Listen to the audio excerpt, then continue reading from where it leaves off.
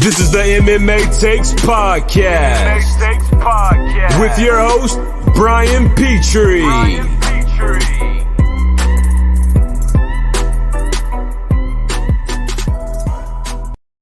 A product plug right off the top. Slimeball, baby.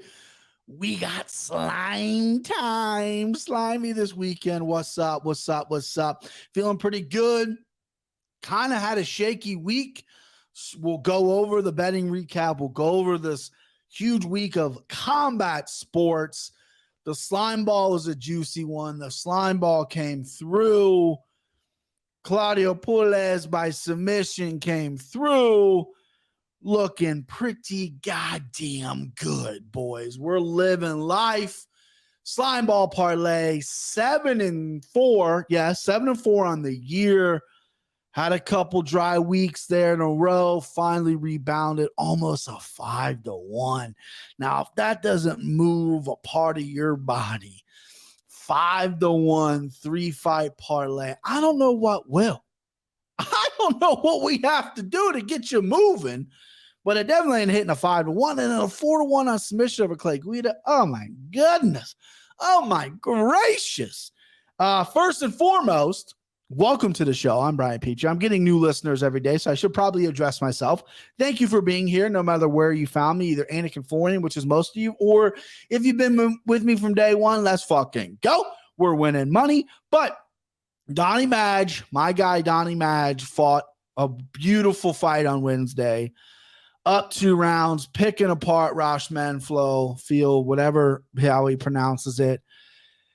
And Kenny, Randy, and O'Connell were kind of saying, hitting it on the broadcast. He keeps throwing naked kicks. He's throwing naked kicks. And then third round, threw a naked kick, got caught with the right hand, man, got put out. I thought the right hand was obviously stiff. It put him down. I thought he was going to recover when he hit the ground.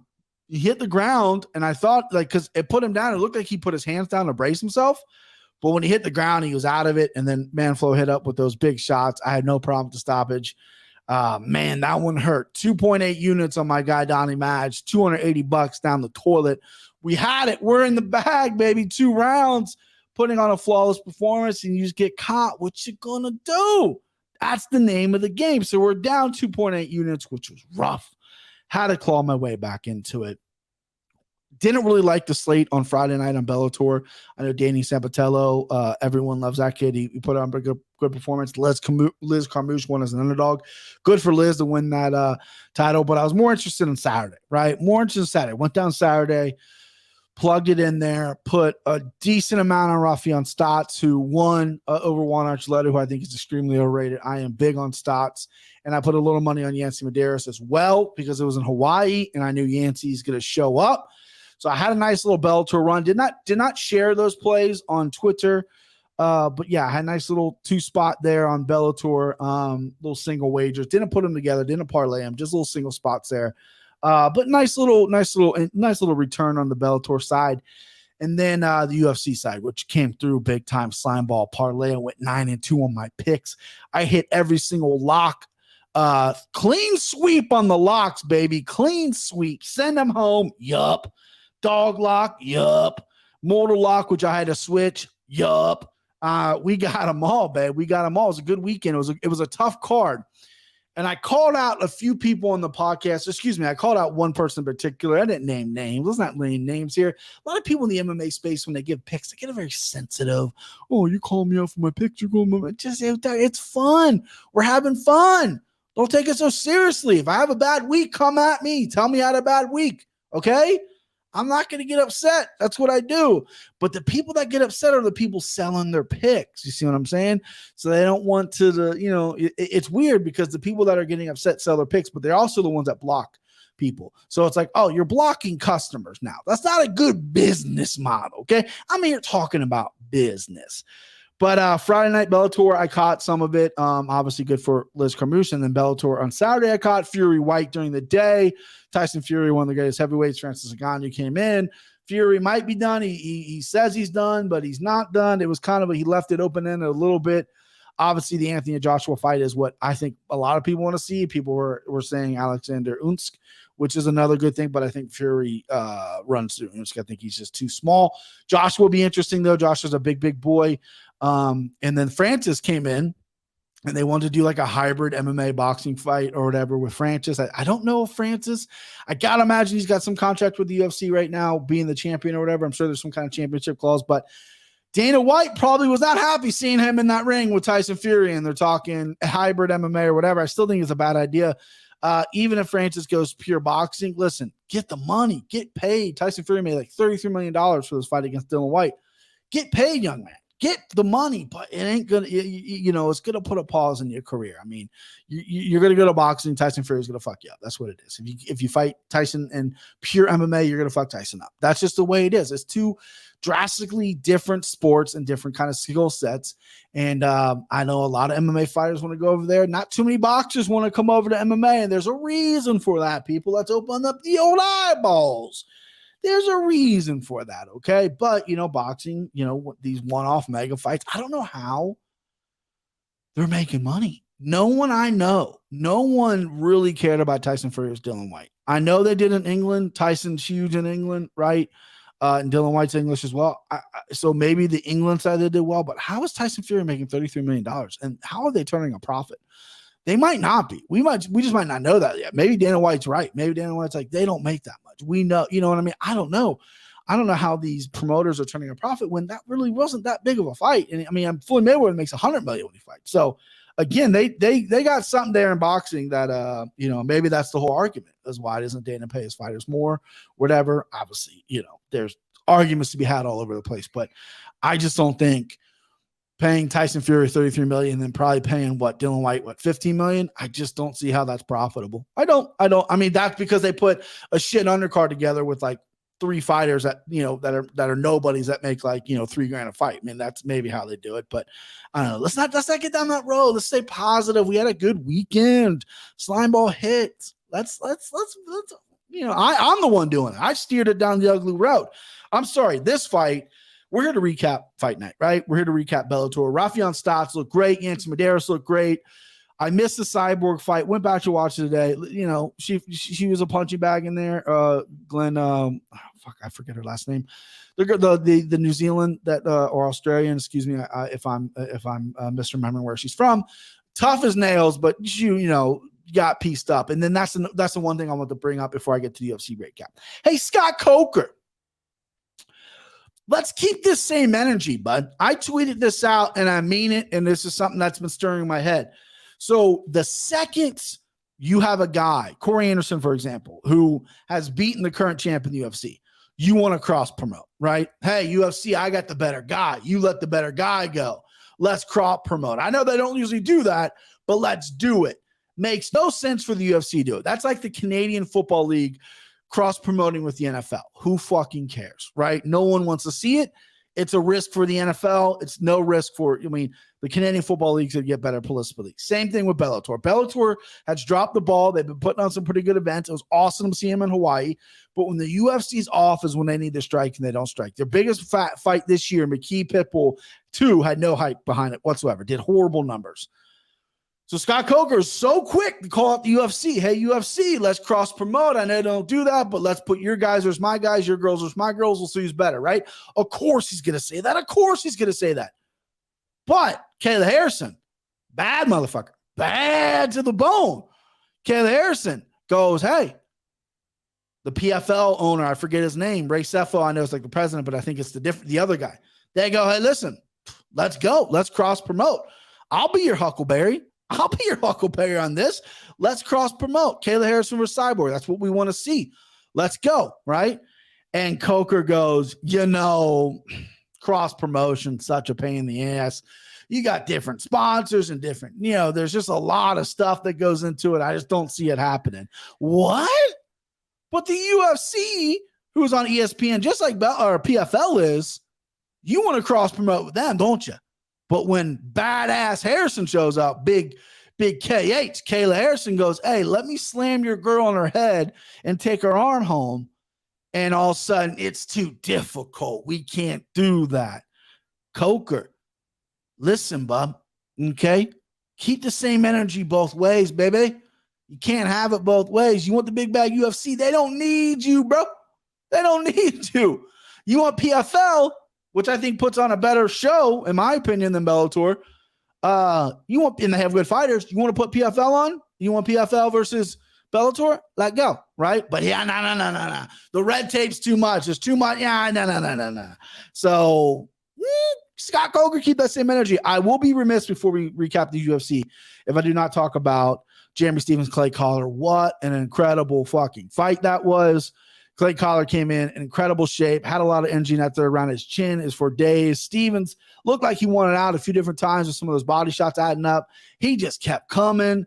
What a dog in there. Both dudes are savages. I love that fight. One of the better fights this weekend, if not the best fight this weekend.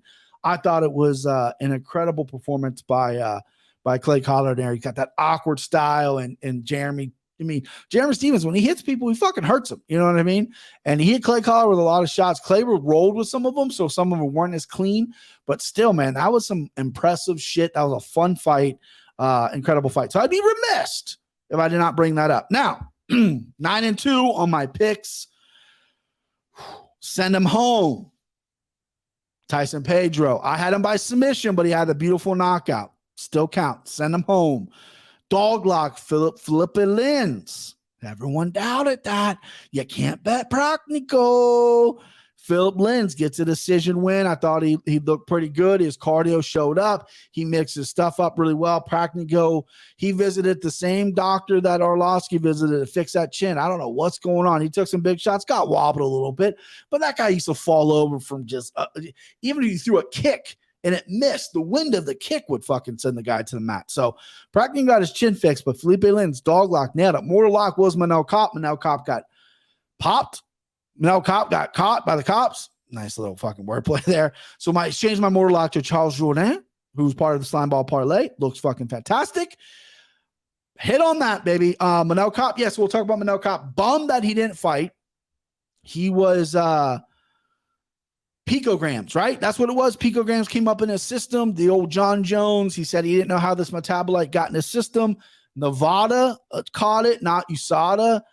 Which I think was the same thing with Jon Jones. I think Nevada caught it, and then California said we can let him fight there. I mean, this Manel Kopp's not Jon Jones. They're not moving a card for him. But some kind of picograms, he went above the threshold. He's like on a 6-month hold right now. They're going to do some more investigation for it.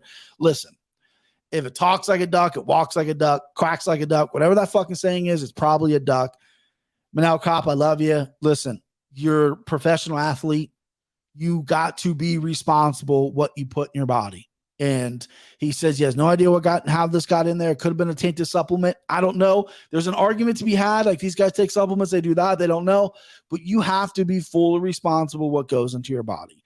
So if Jon Jones, who is the most hated guy amongst a lot of people because of his character, doesn't get the same benefit as someone else, Manel Kopp's not getting the same benefit from me, even though I love Manel Kopp. I'm lukewarm on Jon Jones because I do think his character is in question. You know, the minute you lay hands on women, I'm fucking done with you. But Jon Jones ain't getting the benefit of the doubt with, you know, he's a steroid head. He's a steroid abuser. That's what everyone calls him because of the picograms. He's also busted before. Picograms for Manel Kopp, though, you got to keep the same energy, right? Same with Scott Coker. I'm telling you, you got to keep the same energy. This guy got popped for something in the system. You're a professional athlete. You're in the top of your game. You're going to be fighting for a title sooner than later. You're in the show. You're in the fucking show. You have to be responsible what goes in your system. Now, again, he's not going to come out and say, hey, listen, I'm taking steroids. I'm shooting myself up the ass, blah, blah, blah. Because it was only so a small trace amounts, he can report it back to some kind of, and maybe that might not be the case. I don't want to paint a bad picture of Manel Kopp, but let's call a spade, babe. Something got in your system, and you got to take responsibility for what it is. You're a professional athlete, right? See this Mountain Dew right here? This is going in my system right here, and I'm going to piss hot, and I know it. Little cardio. Caffeine boost. All right, again, 9-2 of my picks. Clean sweep my locks. Slimeball parlay was plus 456. Hit that. Let's bounce around the card a little bit because I got a lot to say about some fights. I don't have much to say about other fights. Obviously, the card was criticized, panned by critics. Overall, pretty entertaining card. Some decent fights on it. Obviously, it's not a pay-per-view. You have to pay for it. It was what it was. Okay, it's a UFC card with a lot of guys, rounding out their skills. Mike Jackson was Dean Barry, freak show fight.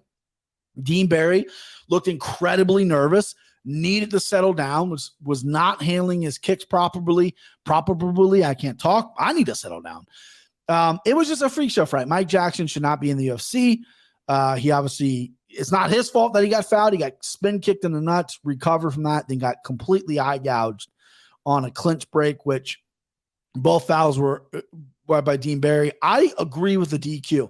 Obviously, we've had a lot of fouls lately, and why is the DQ for this guy? Why is it not for this guy, etc.?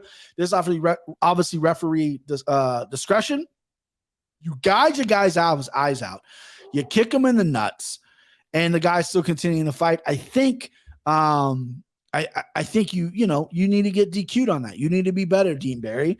And he was incredibly nervous coming in here. He was winging big right hand shots. I was unimpressed with him. Both guys get a 0 on my star system, a big fat bagel on the star system, because I just don't think either guy really showed me anything. I mean, Mike Jackson got fouled, but he wasn't going to win that fight anyway. Dean Barry looked incredibly nervous, and then he kind of was a sore loser about it afterwards. He has since deleted Twitter. People are getting after him. Seems like he's got some thin skin a little bit. Just let it roll off your back there, young fella, and come back, because he does have some interesting striking. You put him in there with a striker. Let's see what the kid's got. Mike Jackson, obviously, I think he was a Golden Gloves at one point, right? Is what I'm? But they both get zeros. They both are. They're not zeros, but they both get zeros in the star system because, come on, Felipe Lins versus Martine Practico. Practico gets a 1. Lins gets a 2. Again, I give these on Saturday night. A little bit of a harsh writing here. Martine Practico. Just never been high on him. When he came to the UFC, never was high on him. And then he's on a 2-fight skid here. I still can't believe he beat Khalil Roundtree. Philip Lin's coming back to 205. A lot of people doubt him. I saw a lot of people on the Practico side here. I'm glad I took the Lin side. I'm glad I had the underdog money on Lin's, cashed a little bit there, took him straight, took him in a weird parlay that did not hit for me. But I had him straight, which was the big part. Felipe Lin's nice victory here. Fought a really smart game plan here. Did not let Practico get his movement going. Did not let the body kicks really affect him too much. I mean, Practico landed some nice body kicks, but Lin's crowded him, landed some big punches, good punches, wobbled Practico a few times, had him ducking his head, had him running away, but it was ultimately the takedowns that Lin's had. And the cardio, the third round, Practico was slowing down. So was Lin's, but Lin's just had that extra bit. Baby. That's what it's going to take. Preston Parsons versus Evan Elder. Evan Elder is my underdog stab here. Both guys get a 3 for me. Impressed with both guys. They both took this on short notice. I mean, Preston Parsons wasn't supposed to fight Evan Elder. Evan Elder is 100% 155 pounder. Wouldn't be surprised if he can make 45, in the near future, but this kid showed a lot of heart. Preston Parsons looked big. If you know what I mean. You know what I mean? He looked like he was, had a couple extra protein shakes before this fight. Looked very jacked up to me, but just super strong. Evan Elder could have got out of there a million different times. He didn't. Parsons, good on the ground, good grappling. Parsons was a side here, missed this one. Did not realize the size was going to play that much of a difference here. I thought Evan Elder was going to be a little more athletic, a little more explosive, better on the feet. Evan got hit on the feet, got dominated on the ground. What are you going to do? Parsons looked pretty good. 3. Both guys get 3 stars there. Okay. Elixir Long, the Mongolian murderer, looked fantastic. Knocked out Cameron Ellis with a big body shot. China went on a struggle for a while there. Chinese fighters were coming over and they were fighting almost every time they would, from the Chinese PI, they would start coming over and they would fight on consecutive cards. A lot of them would be on the same card. They weren't winning much, right? Elixir Long, this is his first win in the UFC. Solid dude, popped up to 135. Great performance, body shot, finish. Kid's a killer. He's a murderer, literally the Mongolian murderer. Looked fantastic. I passed on him. Should have him in a parlay somewhere. He was a Slimeball candidate for sure. He gets a 4-star. Cameron Ellis gets a 1. Don't know if he's UFC quality. Doesn't really have any signature wins. He has a win over Paddy Pimblett, which I forgot to mention, but that was a million years ago. Maybe he needs to get out of the UFC. He's 34 years old, 10-6. Don't know if he's that caliber. Maybe keep it around for a short call-up fight. I hate to say that, but I just don't know where his ceiling's at, if I'm being honest. And I always am. And I always fucking am. Tyson Pedro versus Ike Villanueva. Pedro, 4 stars. This is my send him home. Ike Villanueva, 1. I gave him 1 because the son was in his corner. Son and him it was a nice little relationship, nice little moment. But Tyson Pedro, 4 years off, really calmly settled himself in this fight. The leg kicks were a difference. His hands looked sharp. I thought Villanueva was going to have the advantage on the feet. And if Tyson took it to the ground, he was going to be a fish out of water. Tyson does have some decent submissions. His wrestling isn't world class, but he decided to strike the whole time and really chopped up Ike's legs and then finished him with a brutal uppercut on the fence, put him out. 4 years off. That's got to feel good for Tyson Pedro. He gets a 4-star. Was my send him home. And Tyson Pedro Ike Villanueva gets a 1 just because his son was in his corner. Could have been a 0. He did nothing to impress me. Probably done in the UFC. Old vet, old 18 and 14. He's going to make some decent money outside the UFC fighting on some of these other promotions, maybe getting a young guy to see if they can pass the old vet test. But I don't know if he's UFC quality, especially at 205. Tyson Pedro went in there, 4 years off, did the damn thing. Think the kid could be a star. He's good looking. He's big. The skills can be there, right? The skills, I'm not going to go as far as say they are there. Still need to see a lot of more because before he left, it was a little shaky at times, but he looked fucking good. But he looked good against Ike Villanueva. So let's maybe increasingly get these guys up there. But I am a fan of Tyson Pedro. I think he could be something to look out for because, like I said, he's good looking, has a good personality. His podcast is funny. He's buddies with Ty. He's not as crazy as Ty is, but he's a fun guy. And someone's thinking about me. My nose is itching. Jeez. And I know what you're thinking. No, I don't partake in the nose candy. My nose is itching. Who's thinking about me out there? Jeez, guys. Here we go. Sergey Condorosco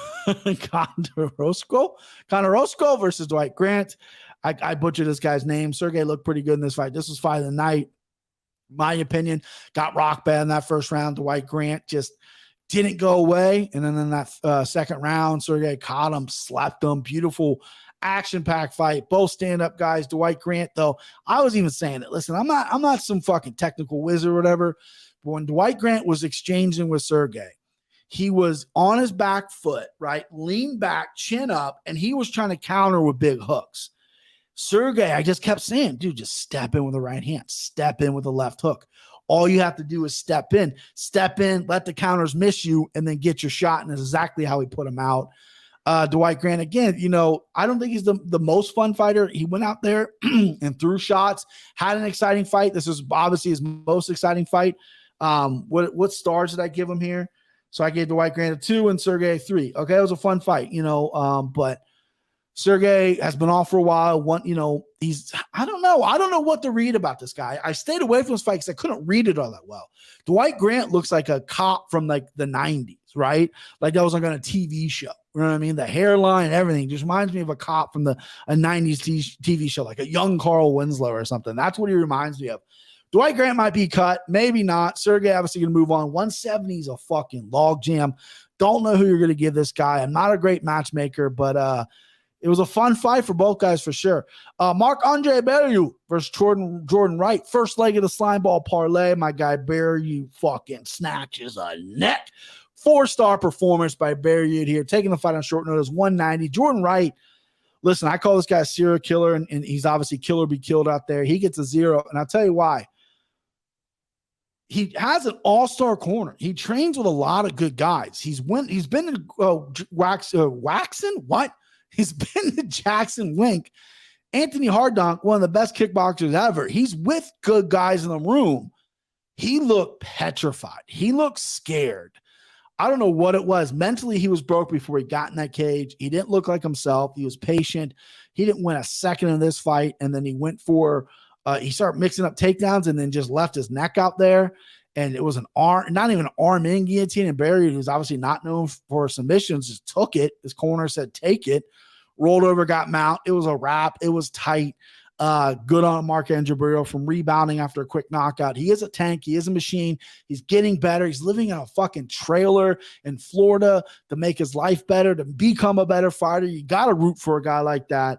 And, I didn't put too much stock in him getting knocked out so quickly last time. He did come back pretty quickly, but it's not like Jordan Wright. Jordan Wright came back not too long ago from a knockout either. So it's not like he's been off forever trying to rest his brain. Both are coming off knockouts. But I just think Barrett just got caught early. It's just one of those things. It's going to happen at MMA. It's happened to a lot of people. You're going to get caught. And he just got caught by a guy who's got some really explosive striking in Chidi Njoku. So it is what it is. I was very confident in Barrett in this fight. I understood the line. That's why he was in my slime ball. Saw a lot of people picking Jordan Wright. I get it. Right by knockout, what is a nice price if you want to hedge out on the slime ball. I obviously did not. But Marc-André Barriault taking a neck. And another neck that got taken, Charles Jourdain. 4-star performance by Jourdain. Lando Nevada gets a 1. Dude got choked out of his fucking shorts. His shorts came off. He got fucking choked out.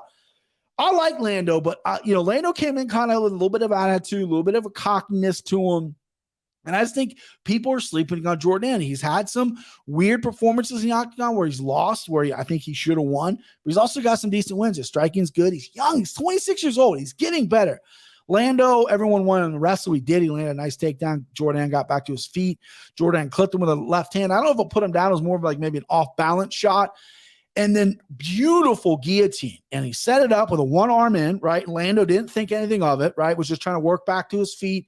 Jourdain was trying to get position. Lando got his head out. Jordan got his arm back underneath as a power guillotine. That time was under his chin. Lando's now worrying about his leg position, and Jourdain was getting better position. And then when they rolled to their side, that's when he brought the other hand over and just fucking tightened it up. And it was death. It was a death guillotine. Back-to-back Canadian guillotines. You gotta love it. You gotta fucking love it for both boys. 2 out of 3 on my slime ball right now. Right now, I'm feeling good. 2 fights away, we got Claudio Puelles. I sent out a tweet, which I'm getting some heat from my buddy at work. My buddy at work loves to rub it in, right? Good guy, good buddy of mine, so I allow him to do it. Loves to rub it in when the slime ball loses, right? Does not mention much when the slime ball wins. We had the biggest win of the year so far, almost a 5-1, right? And I simply said, because I'm a man of the people, I cannot live bet my state. But if you are riding the slime ball, Claudio Puelles or Clay Guida is a straight pick 'em. I like Puelles. I had him by submission, but I can understand if you want to hedge out with Clay. That's what you do. You hedge out. He's not a gambler. He's never placed a bet in his life. He doesn't understand that. I shared the winning ticket, right? And he just shared a tweet that I sent. So we've had a nice little back and forth. But again, speaking to a non-gambler who doesn't understand what a hedge means, I personally couldn't hedge or I would have, right? The cash out button was staring at me in the fucking face, right? The cash out button was staring at me. I was like, man, the idea is to win money, but I let it ride. I said, you know what? I'm fucking in. I'm in. I sent that tweet out. Some people said, yeah, you're right. That's a smart play. Let me hedge. Other guys like, nope, slime or die, baby. We got this. And so I appreciate that. But before we get to Claudio Puelles, Macy Barber's Montana De La Rosa fight went exactly how I thought. Montana De La Rosa gets a 2. Macy Barber gets a 3. Macy looked good in the grappling exchanges. Montana's durable as all get out. Kenny hit it on the head when he broke down this fight. She's just more athletic. She's just more explosive. She's just better everywhere. Kind of saw that Montana De La Rosa is a game girl, high-level girl, but Macy's just a couple steps ahead of her. And I think that's what we saw here. Good performance by Macy Barber. Not great, but I like to see her getting a win. I like to see her start getting some wins, racking some wins up, because I do think she is, personality-wise, could be a big star in this division. All right, Claudio Puelles versus Clay Guida. The ANF bump, baby. The Anakin Florian bump is real. 3 weeks in a row now. You had Aljamain Sterling, you had Bilal Muhammad, and Claudio Puelles, all at either underdog or plus money. I had to spit all on my screen. The ANF fucking bump is real. Ever since I've been on the show, I'm staying hot. Anakin Florian, Cody Merrow, these boys, they got some fucking kind of special juice. They got that Gojo juice because we're hot. We're hot right now. But Claudio Puelles is, and I got a little heat, by the way, on Twitter. A good guy, a guy who was friendly. He didn't mean any bad things about it. People thought I took Guida. They thought I said, and I know I talk fast and I have marbles in my mouth, but they thought that I said Clay Guida, I'm not a homer. That's who I'm picking. When I, in fact, said, I know we're not picking the Claudio fight, but I got Claudio. So let me pull up the audio to prove it once and for all. I should have this pulled up before. I did not. Okay. Okay. So That's playing through my computer speakers. Son of a bitch. All right. Here we go. I know what to do. We're doing this all on the fucking fly because you know what? It's a shit, right? There we go. Bro speakers. Okay. What fight are we on here? I do not know. Okay. Main event challenge. Just me yapping. Let's see. Okay. There we go. Okay. Fucking ads. Sorry, I should have had this carved out, but I wanted to make it clear that I did say Claudio. I did not back out. Okay, that's Macy. There we go. There we go. Okay, he's doing. Here we go. Here we go. Here we go.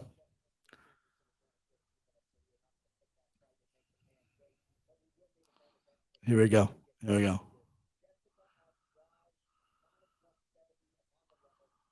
Here it goes. Here it comes. Jon's so good.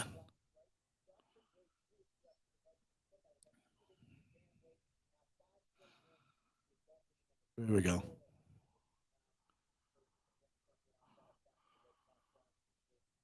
Here we go.